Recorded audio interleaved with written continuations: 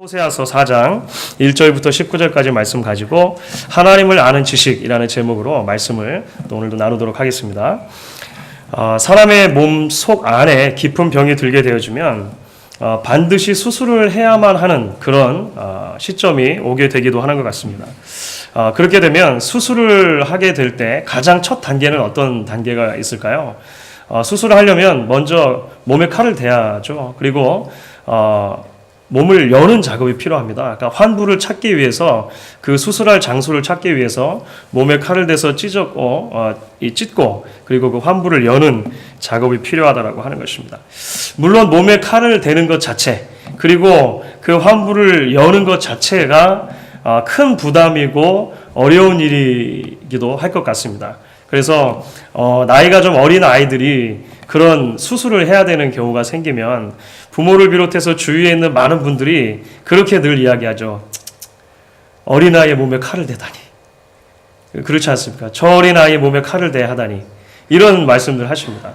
그런데 의사가 칼을 들고 몸에 상처를 내서 몸 안에 있는 몸 속을 열어보는 이유는 사실 분명한 목적을 가지고 그렇게 하는 것이죠. 단지 그렇게 여는 것 자체가 목적이 아니고 열어놔야 그 병의 근원을 보고 그 병의 근원을 제거할 수 있기 때문에, 다시 말하면 낫게 하려고, 건강을 회복하게 하려고 그런 수술을 감당하게 된다라고 하는 것입니다. 때로 하나님께서도 하나님의 백성이 속으로부터 너무 크게 병이 들어있다고 생각하실 때 수술을 하기도 하십니다. 역시나 수술이기 때문에 먼저 배를 가르고 환부를 드러내는 작업이 필요한 것이죠. 하나님의 백성에게 있어서 이처럼 우리 안에 있는 죄악을 드러내시기 위해서 하나님께서 칼을 드시면 사실은 그것 자체로 좀 부담이게 되긴 합니다. 아픈 일이죠. 쉽게 열기가 어려운 부분들도 있다라고 하는 것입니다. 고통스러운 일이라고 하는 것입니다. 그런데 분명한 것은 무엇입니까? 그 누구보다도 완전하신 의사이신 하나님께서 그 백성들을 향해 메스를 드실 때 분명한 목적을 가지고 그렇게 하신다는 것입니다. 그 목적이 무엇이겠습니까? 낫게 하시려고, 그렇죠? 건강하게 하시려고, 건강을 다시 회복하게 하시려고 하나님께서 때로 하나님의 백성들에게 메스를 드시고 상처를 째시는 것 같은 아픔을 주실 때도 있다라고 하는 것이죠. 오늘 우리가 함께 읽은 본문으로부터 시작을 해가지고요. 사실 적어도 호세아서 9장까지는 하나님께서 이스라엘 백성들의 죄악을 굉장히 이렇게 끈질기게 추적해 나가시는 장면들이 등장합니다. 마치 의사가 메스를 들고 그 환부를 째는 것처럼 이스라엘 백성들의 그 아픈 상처를 하나님께서 계속해서 째시는 것 같은 그런 느낌을 받는다라고 하는 것이죠. 썩을 대로 썩어 있는 고질적인 죄악의 질병을 집요하게 추적하시면서 그 안에 있는 죄의 실체들을 밝혀주시는 것입니다. 왜 그렇게 하십니까? 이스라엘 백성들이 다시 건강을 회복하기를 원하시기 때문이라고 하는 것입니다. 그래서 우리가 앞으로 이러한 하나님의 수술 과정을 좀 살펴보게 될 것입니다.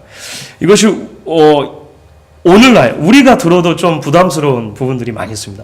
오늘 벌써 성경을 읽으시면서 이해 안 되는 부분도 덜어 있으십니다만 전체적인 분위기가 좀 이렇게 무겁지 않습니까? 그렇죠? 마치 그 수술하는 것처럼 수술실에서 웃고 장난칠 수 없잖아요. 마치 그런 진중한 느낌을 오늘 받게 되는 것입니다. 하지만 우리가 이 말씀을 함께 나누면서 우리의 현 주소와 현 상태를 드러내시는 하나님의 말씀을 함께 나눌 수 있기를 바라고, 동시에 우리로 하여금 다시 한번 건강하고 균형 잡힌 신앙으로 세워지기를 원하시는 그러한 하나님의 마음도 함께 나눌 수 있으면 좋겠습니다. 오늘 특별히 4장 1절부터 19절까지 보시게 되면은요, 이스라엘 백성들의 죄악과 그 죄악의 결과가 어떻게 나타나는가, 이스라엘의 죄악의 참상에 대해서 하나님께서 지적하시는데 크게 세 가지로 이야기를 할 수 있습니다. 첫 번째는 도덕적으로 윤리적으로 사회 전체가 부패했다는 것입니다. 두 번째는 종교 지도자들이 부패했다는 것입니다. 마지막 세 번째로는 예배 자체가, 종교 의식이 부패했다라고 하는 것을 오늘 말씀을 통해서 보여주죠.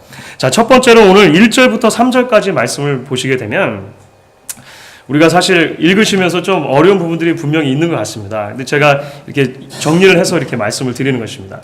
1절부터 3절까지 말씀은 이스라엘 백성들이 얼마만큼 도덕적으로 윤리적으로 타락했는가 하는 것을 보여줍니다.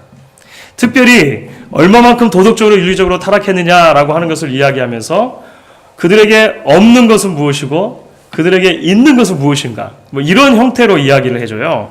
오늘 1절 후반부를 보시면 없는 것에 대해서 먼저 얘기를 합니다. 1절 후반부에 뭐라고 얘기합니까? 이 땅에는 진실도 없고 인애도 없고 하나님을 아는 지식도 없다. 그렇죠. 진실함이 없었기 때문에 사회 속에 온갖 부정과 부패와 부정직이 넘쳐났다고 하는 것입니다. 인애가 없다는 것은 무엇입니까? 사랑이 없는 것이죠. 사랑이 없기 때문에 사람을 인격으로 보지 않고 단지 도구로 보아 넘기는 그런 사회가 되었다는 것입니다.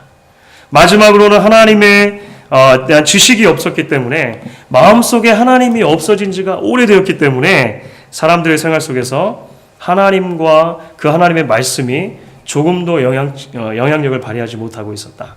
이렇게 우리가 이해를 할 수 있겠습니다.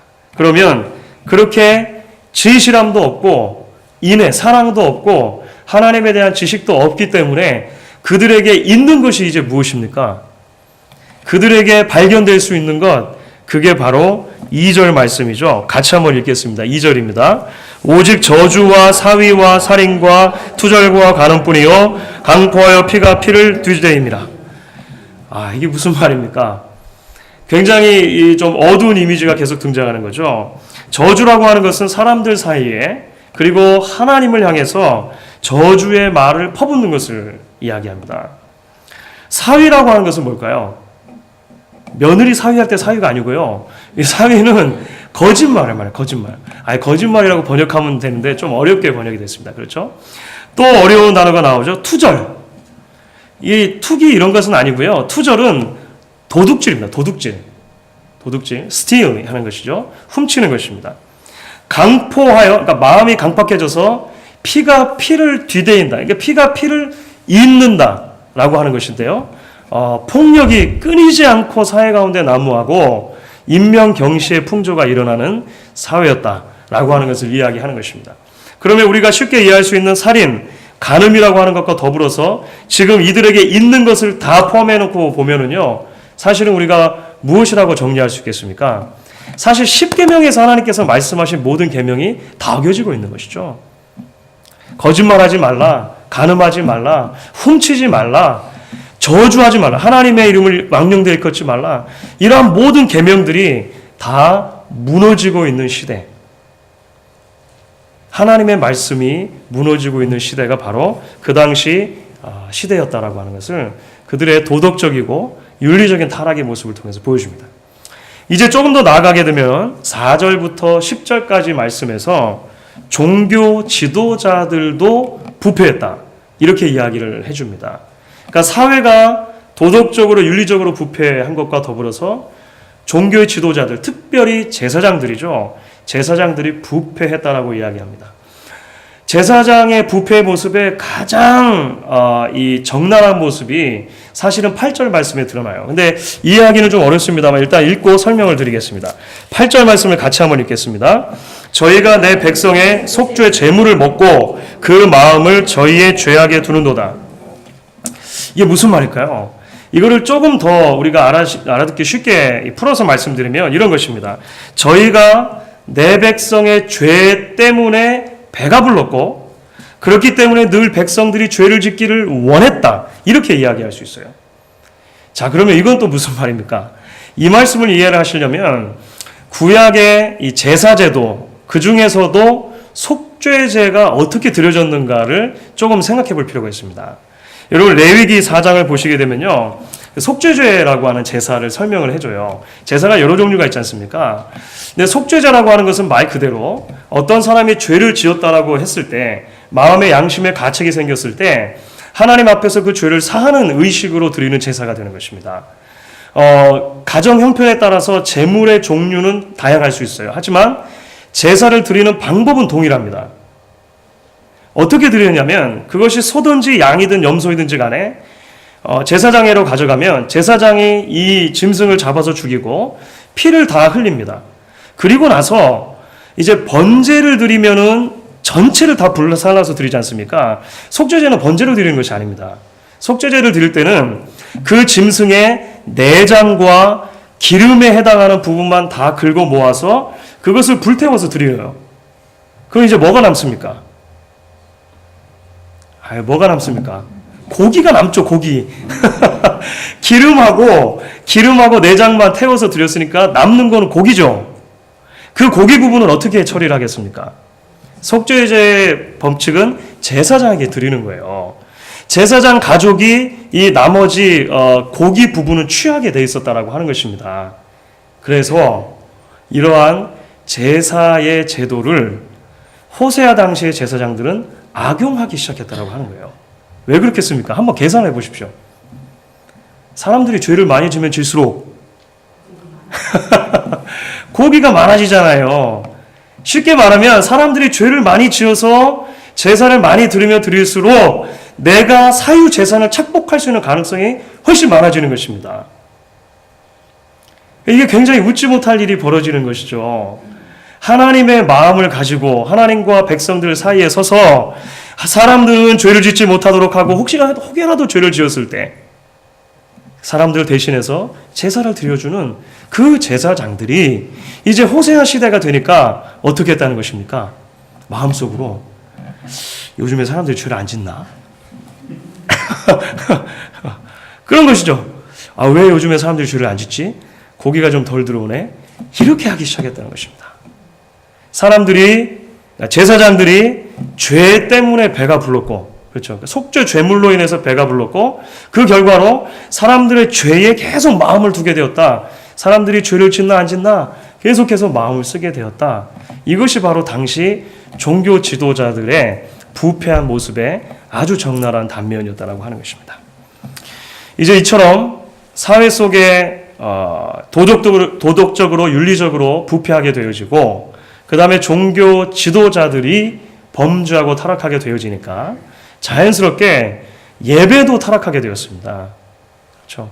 종교 의식도 부패하게 되었다라고 오늘 이제 마지막 11절부터 14절까지 말씀에는 그런 말씀이 나와 있는 거예요. 크게 두 가지 모습으로 나타납니다. 하나는 무엇이냐 하면 하나님께서 여기서만 제사를 드려야 한다라고 정해둔 예배 장소가 있었습니다. 예루살렘이죠. 그러니까 하나님께서는 신명기를 통해서 예루살렘 성전을 통해서만 하나님께 예배하라고 말씀해 주셨어요. 그러니까 하나님의 말씀이었습니다. 그런데 불편하잖아요. 그렇죠. 특히 북쪽에 있는 지파들이라든지 이렇게 보았을 때 예루살렘에 가서 예배하는 게 쉽지 않았습니다. 그러니까 어떻게 이제 결론을 내리게 됐겠습니까? 아무데나 그냥 예배 처소를 만들자 이렇게 된 것입니다. 하나님의 말씀과 상관없이 예배 처소들을 세우는데 성경에서는 그런 예배 처소들을 전문적으로 뭐라고 부르냐면 산당이라고 부르는 것입니다. 하이 플레이스.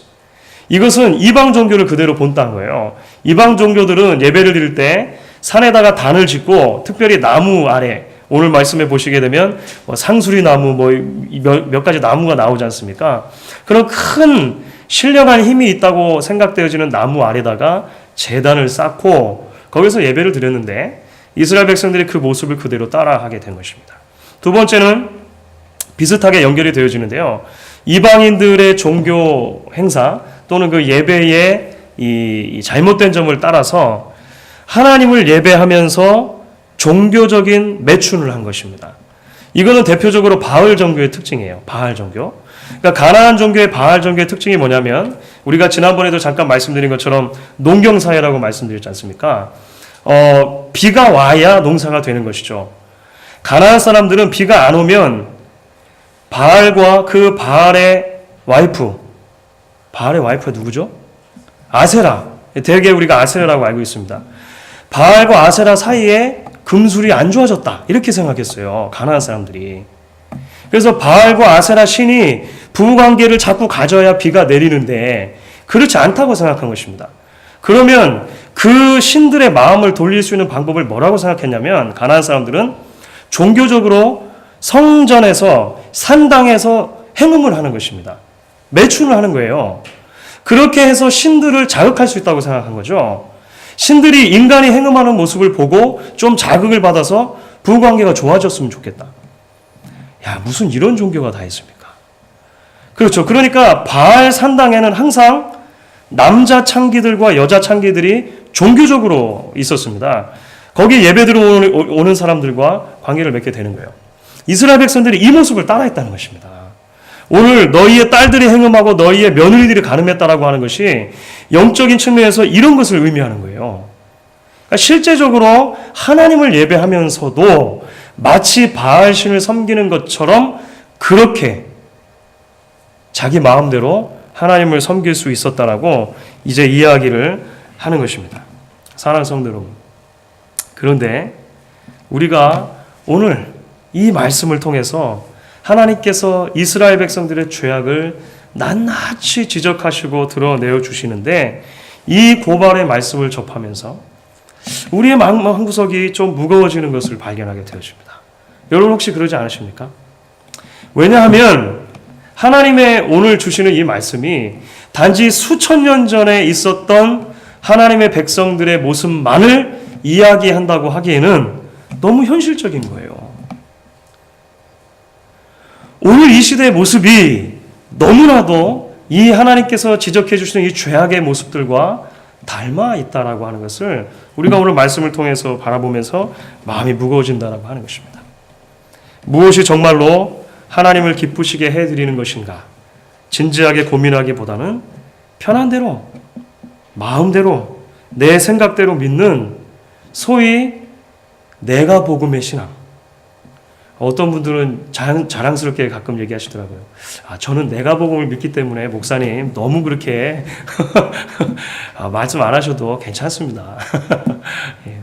자발적으로 자율적으로 믿으면 좋죠. 하지만 마음대로 믿는다는 게 문제인 거죠. 마음대로, 생각대로. 오늘날에도 이것이 전혀 다른 이야기가 아니라고 하는 것입니다. 뭐로 가도 서울만 가면 된다라는 식의 어떤 방법을 써서라도 교회가 부흥하기만 하면 된다라고 하는 그런 대형화와 세속화의 물결에 휩싸여버린 현대교회 모습이 오늘 말씀을 통해서도 비춰지고 있는 것 우리가 발견하게 되는 것입니다. 하나님의 영광을 위해 살며 목자장 되신 예수 그리스도의 그 본을 따라서 섬김의 도를 다해야 할 그런 목사들이 오히려 섬김을 받는 데 익숙해지고 권력의 맛을 들이게 되어지고 결국은 교회를 사유화해서 온갖 비리와 음행을 일삼는 오늘 일부 교회, 전부라고 할 수는 없겠죠. 일부 교회의 모습들이 오늘 말씀 가운데 비춰지는 것을 우리가 발견하게 됩니다. 이스라엘 백성들의 죄악의 모습 속에서 오늘 우리가 살아가는 시대와 또 이 교회의 죄악의 모습들을 우리가 이렇게 오버랩되는 것을 보면서 마음이 무거워진다라고 하는 것입니다. 그렇다면 무엇이 문제입니까? 어떻게 해야 이처럼 고질적이고 심각한 질병으로부터 다시 회복되어지고 치유되어질 수 있냐라고 하는 것입니다.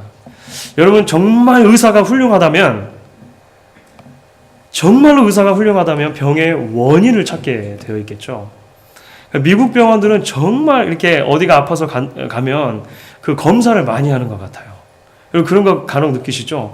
이렇게도 검사해보고 저렇게도 검사해보고 일단 아파서 죽겠는데 약을 주면 좋겠는데 약은 또 잘 안 주고 주사도 잘 안 놔주고 하여간 일단 검사를 계속해서 하게 되어집니다. 왜냐하면 원인을 발견하려고 하는 것이죠. 원인을 발견하기 위해서 계속해서 여러 가지 검사를 하게 되는 것입니다. 정말로 좋은 의사라면 겉에 상처에다가 그저 빨간 약을 발라주고 나서 다 나았다고 말해줄 것이 아니라 근원을 찾는 것이죠.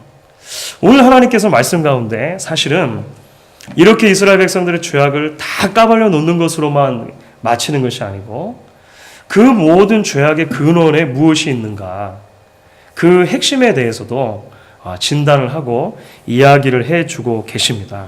그리고 우리는 그 말씀을 통해서 우리를 향한 하나님의 치료책의 이 희미한 그림자를 발견하게 되는 것 같습니다. 오늘 이제 하나님께서 지적하시는 이스라엘의 모든 부패와 타락의 핵심이 어디에 있는가? 그것이 바로 6절의 전반부에서 우리가 찾아볼 수가 있을 것 같습니다. 우리가 6절을 한번 같이 읽도록 하겠습니다.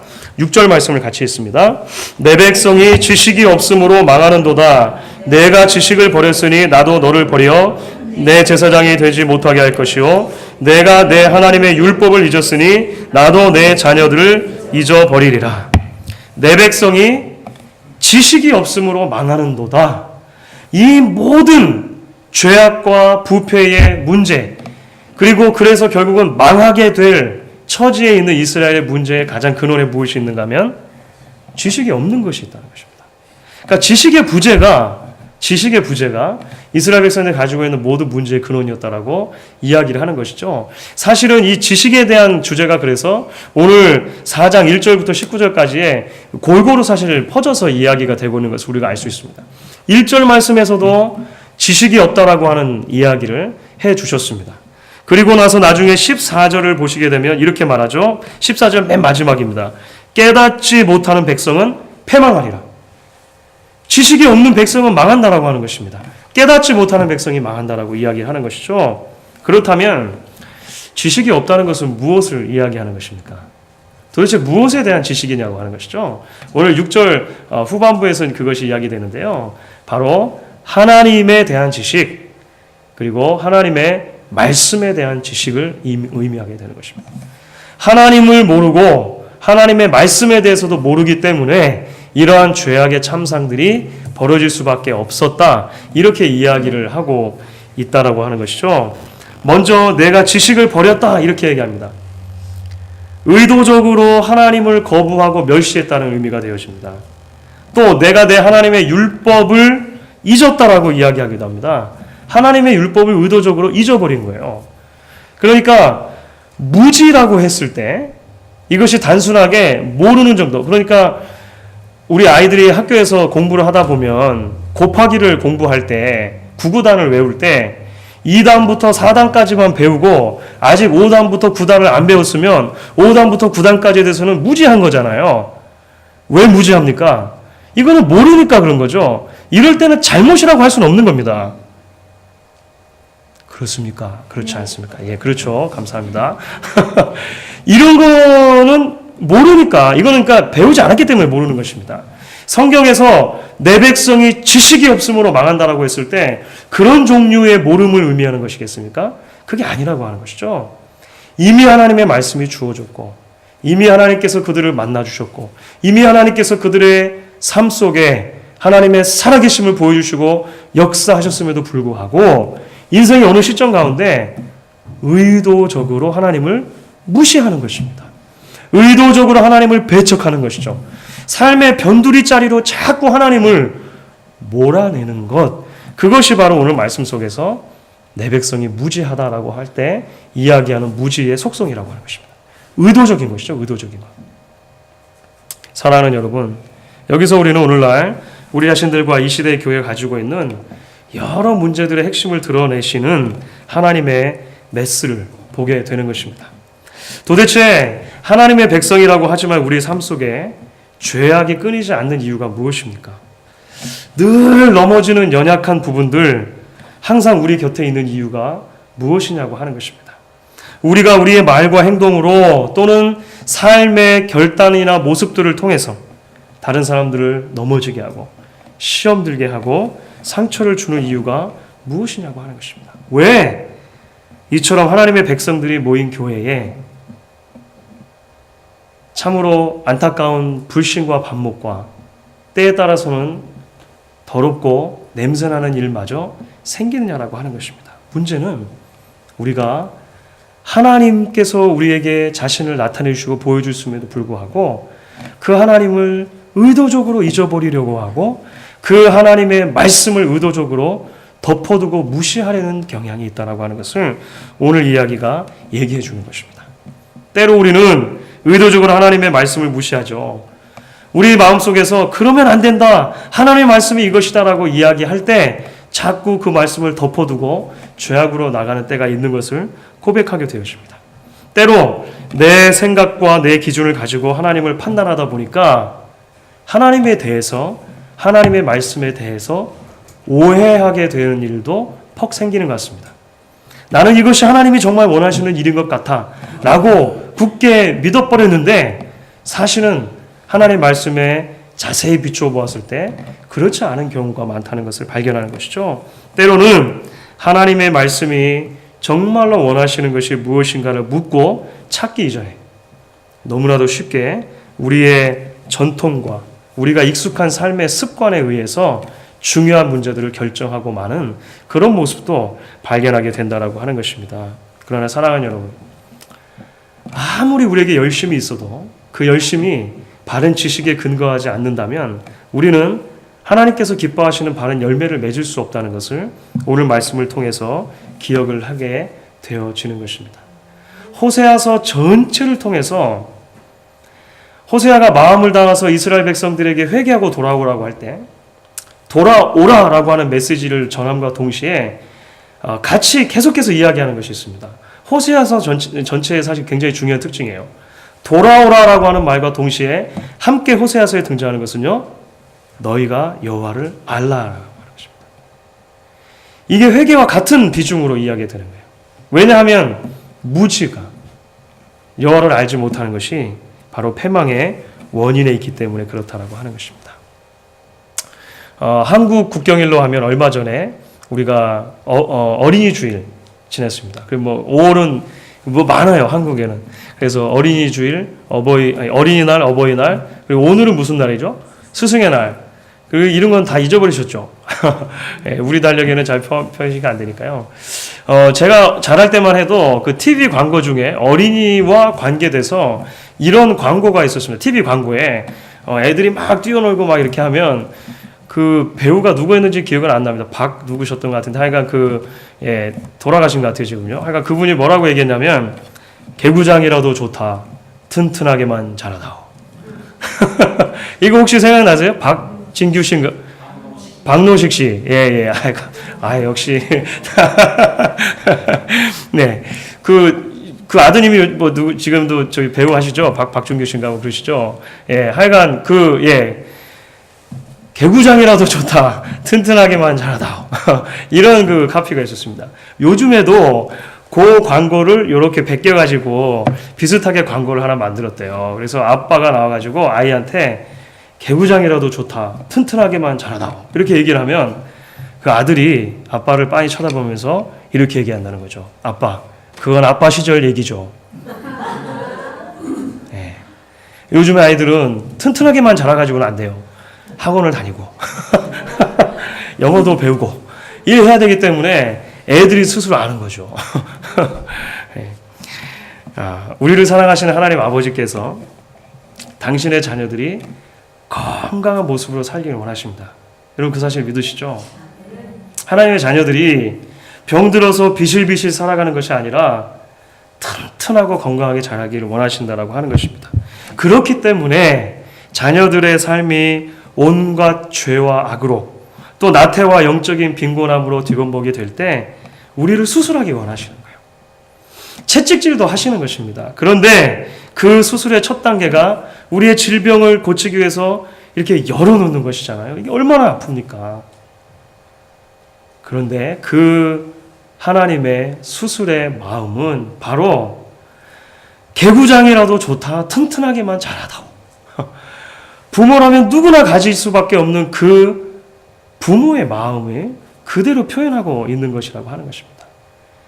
튼튼하게만 자라다오. 그러니 수술을 좀 해야겠다. 하나님께서 우리 삶 가운데 때로 그렇게 말씀하시고 들어오실 때가 있다라고 하는 것입니다. 오늘 이 하나님의 말씀에 우리가 믿음으로 응답하고 하나님 이제 하나님께로 가까이 가기를 원합니다. 하나님께로 가까이 가기를 원합니다. 함께 고백할 수 있는 저와 여러분 될 수 있기를 주의 이름으로 간절히 부탁드리겠습니다.